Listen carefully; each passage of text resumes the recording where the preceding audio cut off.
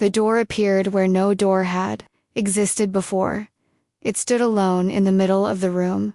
Old black dot, covered with strange symbols that seemed to move whenever I looked away. The other Emily smiled.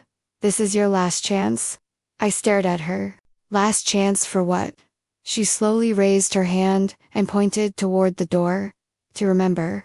The room became silent. Even the fog stopped moving. I looked at Daniel. He was standing at the far end of the room, but something was wrong. He couldn't see me. He kept calling my name, yet his eyes looked straight through me. "Daniel," I screamed. Nothing, he couldn't hear me.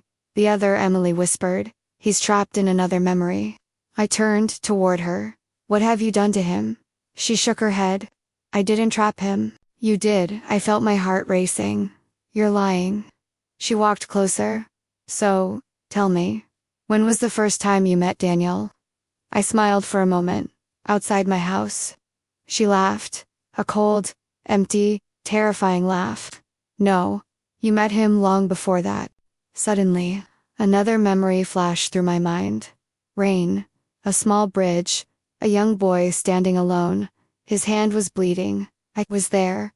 I remembered helping him. His name was Daniel. "No," I whispered. "That's impossible." The other Emily nodded. "You finally remember. You knew him as a child. He promised he would always find you, but the fog found both of you first."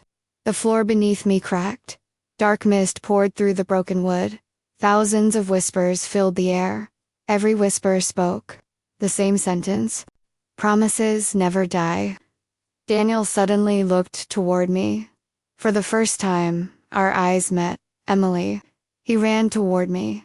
But before he reached me, a pair of black hands burst out of the fog. They grabbed his legs, then his arms, then his neck. "Run," Daniel shouted. "Don't let it remember you." The creature pulled him into the darkness. He disappeared. "Daniel." I ran after him, but the hallway had changed. There were now hundreds of identical doors. Every door had my name written on it. Some names were fresh. Some looked centuries old. I opened the first door. Nothing. An empty bedroom. I opened the second. A wedding chapel, covered in fog. A bride stood, alone at the altar. When she turned around, it was me, older, wearing a black wedding dress. Her eyes were completely white. She smiled, sadly. I waited for him, but he never came. The door slammed shut. I stumbled, backward, heart pounding. The whispers grew louder. Door after door began opening by themselves. Inside each room, I saw another version of my life. Lives I had never lived. Or maybe lives I had forgotten. One Emily was crying beside a grave. Another was running through the forest.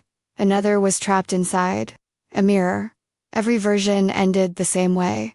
The fog always won. I fell to my knees. No, there has to be another ending. The other Emily appeared behind me again. "There is." I looked up. "What is it?" She stared directly into my eyes. "You must choose. Save Daniel, or save yourself." My voice shook. "There has to be another way." "There isn't." At that exact moment, Daniel's voice echoed somewhere deep inside the fog.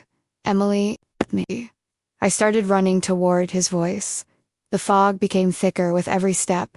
Then, I saw him. He was chained to a giant dead tree. Black roots were wrapping around his body. They were slowly pulling him underground.